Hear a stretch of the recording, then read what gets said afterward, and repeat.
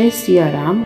आप सभी का स्वागत है कथा कहानी में। आज हम आपके लिए एक अनोखी कथा लेकर आए हैं, कर्मों की सजा। एक समय की बात है, भोज के लिए एक व्यक्ति ने एक बार एक बकरे की बलि चढ़ाने की तैयारी आरंभ की। उसके बेटे बकरे को नदी में स्नान कराने ले गए। नहाने के समय बकरा एकाएक बड़ी जोर से हंसने लगा, फिर तत्काल दुख के आंसू बहाने लगा।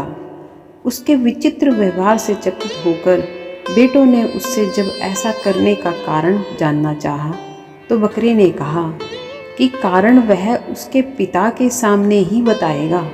व्यक्ति के सामने बकरे ने यह बतलाया कि उसने भी एक बार एक बकरे की बलि चढ़ाई थी, जिसकी सजा वह आज तक पा रहा था।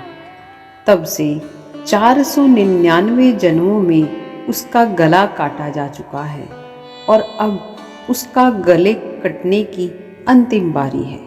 इस बार उसे एक बुरे कर्म का अंतिम दंड भुगतना था, इसलिए वह प्रसन्न होकर हंस रहा था, किंतु वह दुखी होकर इसलिए रोया था कि अगली बार से तुम्हारे भी सिर 500 बार काटे जाएंगे। बकरे की बलि चढ़ाने वाले व्यक्ति ने बकरे की बात को गंभीरता से लिया और उसने बलि की योजना स्थगित कर दी तथा अपने बेटों से उसे पूर्ण संरक्षण की आज्ञा दी।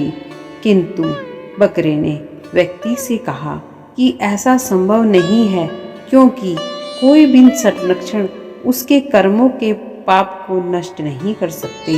कोई भी प्राणी अपने कर्मों से मुक्त नहीं हो सकता। जब बेटे उस बकरे को लेकर उसे यथोचित स्थान पर पहुंचाने जा रहे थे, तभी रास्ते में किनारे पर एक पेड़ के शाखा पर नर्म नर्म पत्तों को देखकर जो ही बकरे ने अपना सिर ऊपर किया, तभी एक वज्रपात हुआ और पेड़ के ऊपर पहाड़ी पर स्थित एक बड़े चट्टान के कई टुकड़े छिटके। एक बड़ा टुकड़ा उस बकरे के सिर पर इतनी जोर से आग लगा कि पलक झपकते ही उसका सर धड़ से अलग हो गया। कहने का तात्पर्य यह है, हम अपने बुरे कर्मों से नहीं बच सकते।